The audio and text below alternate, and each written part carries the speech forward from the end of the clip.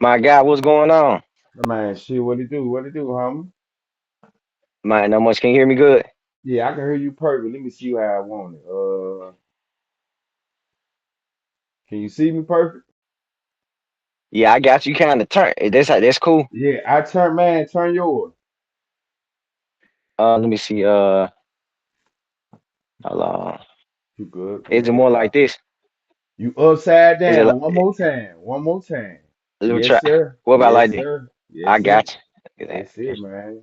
Hell yeah, homie. Hold on, let me take this off. Shit, we good to go, homie. All right. Man, welcome to the Late Bloomer Podcast, man. Today we got with you. Today, hold on, hell nah. Let me start over. Let me start over. Let me start over. I bet. Hey, let me ask you, because I'm gonna edit all All this right. shit out. What you want me to say in your I credits, bet. bro? What you want me to say in your credits, bro? Man, say filmmaker Jason Martin. I got you. I That's all got you you. gotta say. Yeah. All right, say this, say this. All right. I'm your host, Big True. And tonight we got coming to the platform, man. Memphis Filmmaker, Jason Martin. Come on. For real. Come on. I What's up? appreciate you, What's homie. I up? What's appreciate you up? coming through, bro. For real, bro. We on big Memphis time tonight, and like I said, homie, I appreciate you. It's an honor, bro. For real. Man, man, no problem, man. All right, first off, getting into it, man. What part of the city are you from? Let the viewers know it. All right. Well, I'm gonna start. I'm from originally from Detroit, Michigan. So Let's I was born start in there. Detroit. Okay, All right, and we moved to Mississippi, okay, Charleston, Mississippi, and then my okay. mom moved to these project called Pussy Valley on out there in South Memphis, West Fairway. Pussy Valley, you right across from me. You see what I'm saying? Okay, Yeah, let's go. Let's go. yeah, we stayed out there. I was going to Walker at the time. Okay, okay. Yeah, Walker Elementary. I mean Walker. No. yeah, Yeah. Walker Elementary. yeah. Walker Elementary. Yeah, Walker Okay. Elementary. Cause then it wasn't no middle school. Then we had to go. I was going to Mitchell from the sixth to the ninth grade. So you never did go to what was it, Chickasaw? Nah, I ain't go chicken side. Nah, I You didn't ain't go to go. Chickasaw. Okay then. So what was it like Nah. coming up back in them days, man? In the Pussy Valley, because a lot of people don't know about the Pussy Valley. So you had to Man, take the tail end of the Pussy Valley. So what was it like man. growing up in PV, man? Hey, you know what, man? Pussy Valley showed me struggle. Like that was my first time seeing my first armed robbery. I was probably like 8 years old when the guy came in the house. You know what I'm saying? And at first time seeing roaches and rats like that. You know, the rats eating through the walls and shit like that. Roaches in the cereal. You know what I'm saying? Have to, eating through the plastic bags and stuff like that. And then I moved with my auntie, and it was already three of them. So we had to share a two-bedroom apartment, and it's just me, my mama, and my brother all sleeping in one bed type thing. Like that was my first time seeing it like that.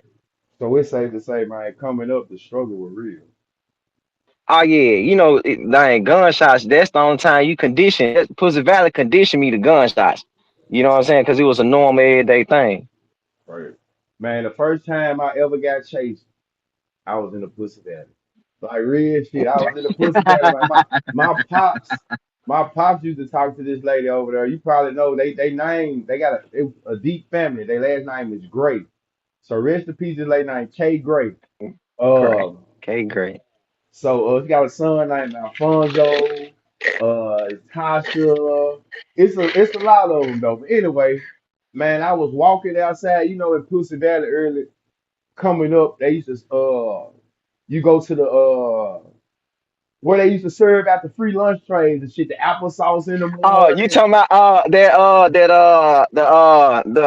office? It was right there, the office in the middle of the Okay, joint. Yeah, I the know what you're talking office. about. Yeah, Man, I was in the yeah. office one day, man, trying to go get me some little snacks and shit one morning, just visiting in the valley with my pop.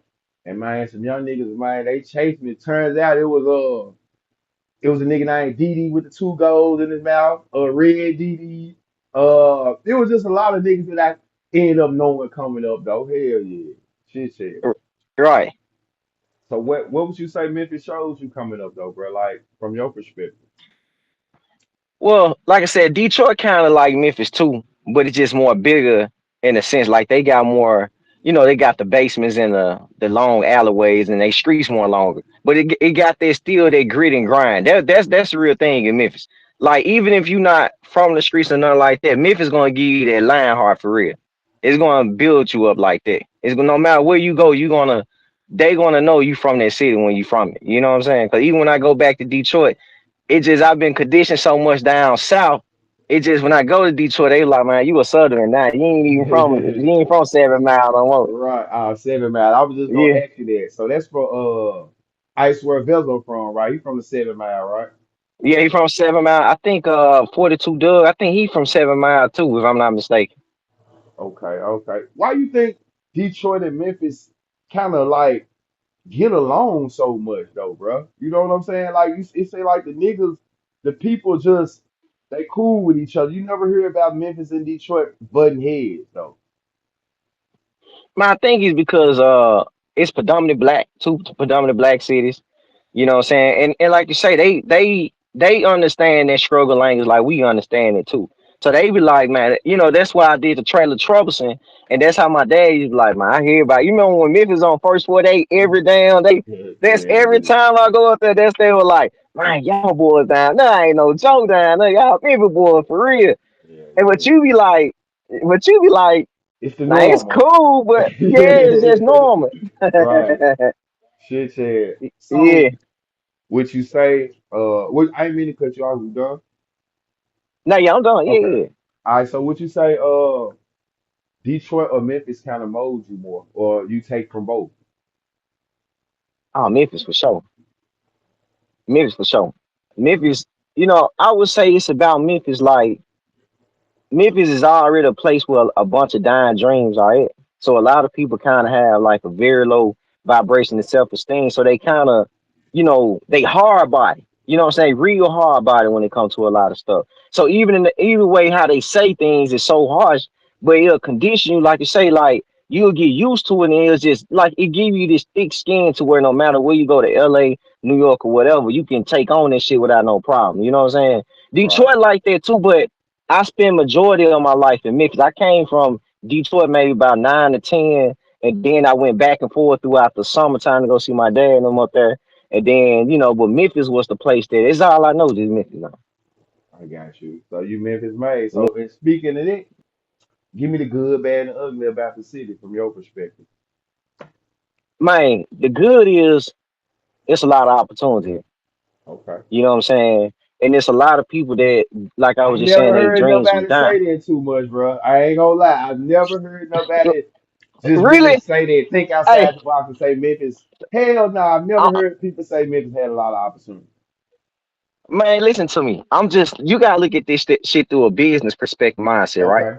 Okay. Majority we got majority, not majority, but we got some of the most powerful Fortune 500 companies come to Memphis. Amazon. You know how folks be like, "Well, I'm finna leave out of Memphis and ain't no money."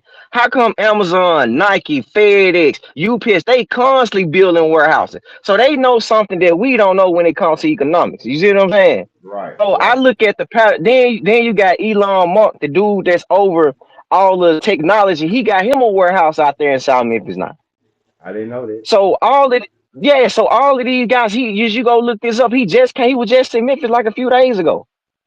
They built a supercomputer down here.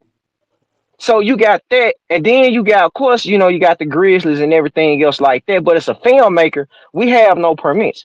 And Memphis is built off a entrepreneur city. So as a filmmaker, I ain't gotta go to no film commission. Only thing I gotta go to is go to the owners and the bosses, and I can just use they places to film, and I can get location. I had an airport in my last project. You see what I'm saying? I couldn't get That that if I was in LA and New York and all those type of things like that. So and then too, the question, reason one why it's question. good too. So you Okay, saying basically what I'm hearing is you saying we basically got an untapped market. that's it. They Go just ahead. gotta understand the business. If they don't Okay. understand it, and see, you gotta think about it. We are a generation that we the first ones. Like when it comes to this movie shit, I don't consider to be one of the first ones and the youngest ones to come out and do it like we doing it like. So you got a Okay. bunch of like we ain't tapped into the fashion industry yet. Like we got some few fashion designers, but it's not like we like New York and LA and no shit like that. We ain't well about poetry, art, paintings and stuff. Now the music is doing what it's doing. You know what I'm saying? Right. Right. But I had a conversation. I had a conversation with a rapper the other day, and he was like, "Man, Jason, man, the music industry gonna dominate this shit forever." So I had to teach him the game. Like it took Beyonce what 20 years to become a billionaire, Right. right? Bro, Deadpool, Barbie, Amazon touched 1.8 billion in 8 months. Just think about this shit. They dancing this shit for about 20, 25 years on stage. One movie did their whole career in 8 months. So I was telling my brother, that rap check ain't nearby to my Deadpool first opened up did almost $400 million. Ain't no rapper touching no money like that. And it's just being honest. Fact. It's just being honest when it comes to this shit. You know what I'm saying?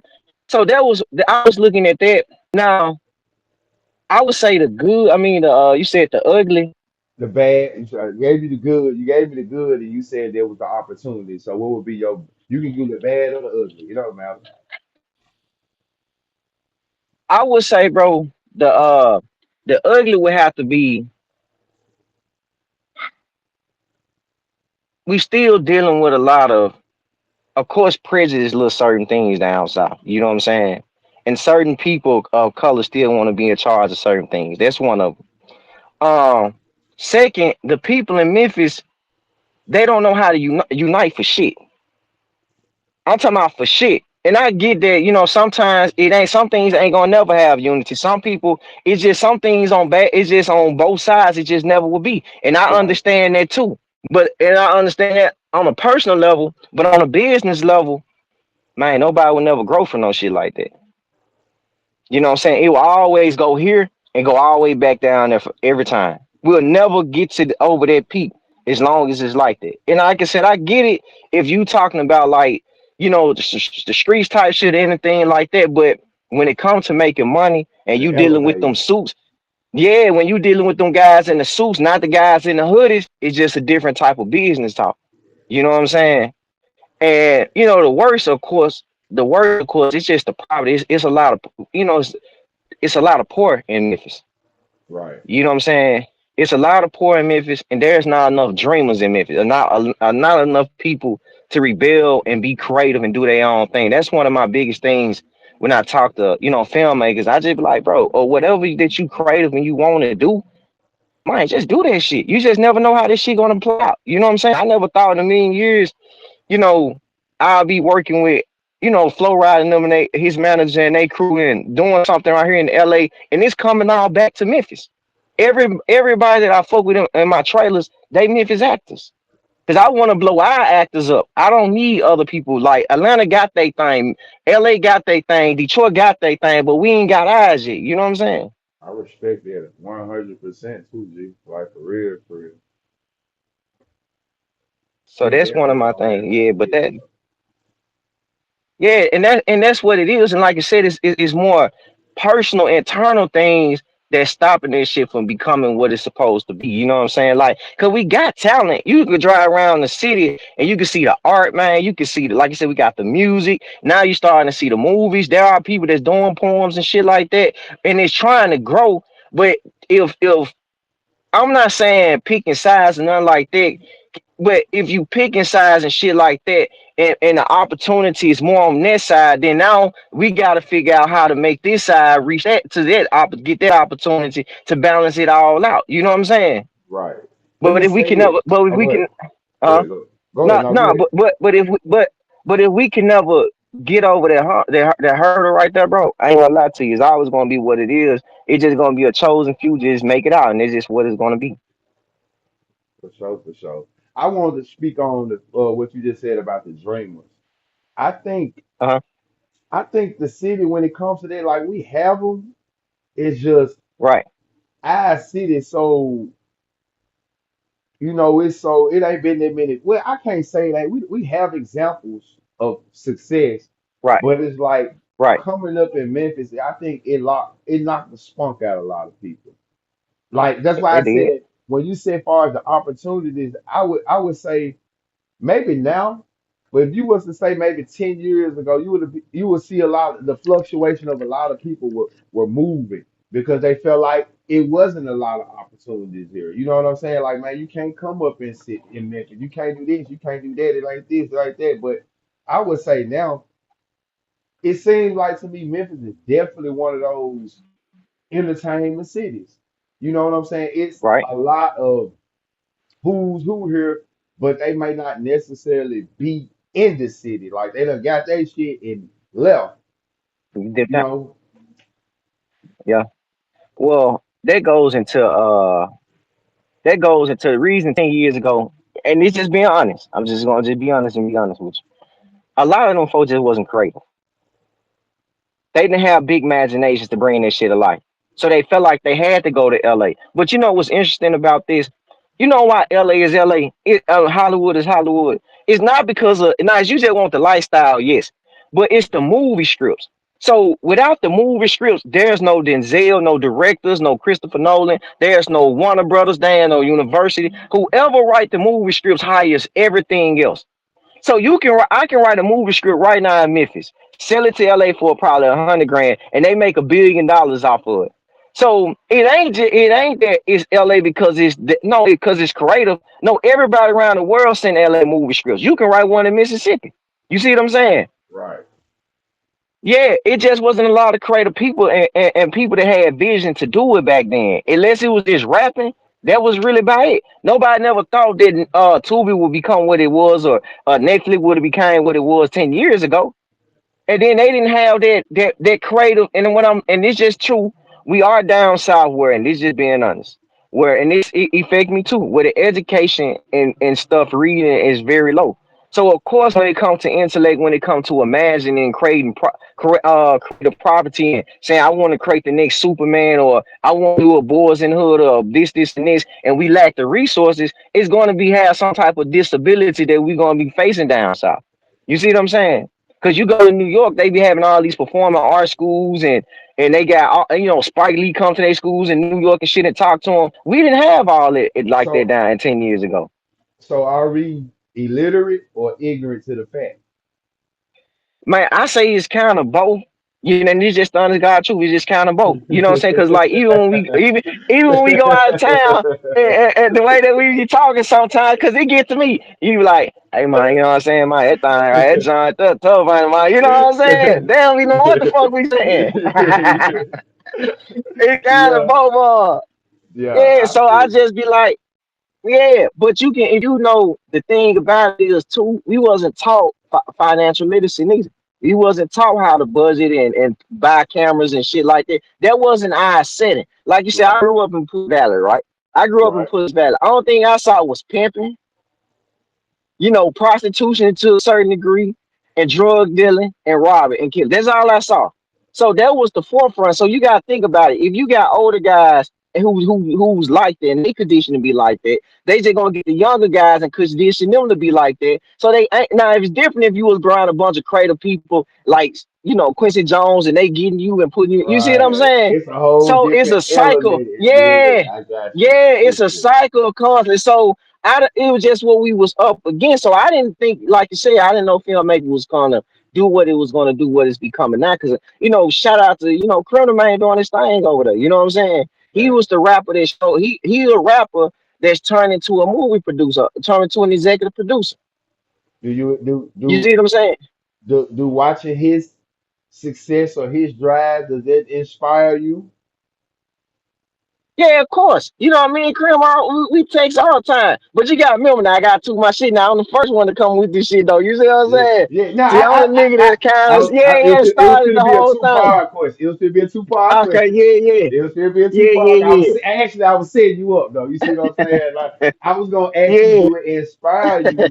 But at the same time, seeing that it's more so, it's really your craft, like your genre. How does that? right, How do you look at it though? Like seeing that he's a rapper turned producer and you're a producer, a filmmaker for real, and just looking at the right. dynamics. How do you look at that? Now that's a great question. That's real journalism right there. So I would say this right here. Cream bringing a lot of flashy to the industry that I love. Right. You know what I'm saying? He bringing the Right. cars. He got the celebrities coming on. So he got, he got song right now, Clipping Pile, and you know what I'm saying? Shit And I said. see that, and I'll just be like, and see, it shows the film commission because I really don't do ties with the film commission, but it shows the film commission that independent artists and filmmakers can do better projects than y'all can do, even with all the money, the resources, and connects that y'all got. You still gotta have the imagination to create this shit. I don't give a care. It's one thing, y'all, bro. You can have all the money in the world, all the resources in the world. Those dudes that cut the checks for the creators, they don't know how to create. So you can have all this shit, but you gotta be creative when you doing this shit. And so what Cream doing is letting motherfucker know, like, hey, we can cuss on here, guy. Yeah, come on now. Yeah. So Cream just let them know, like, hey, you know what I'm saying? I'm bringing this rap feel to this shit, and but I'm gonna do it my way.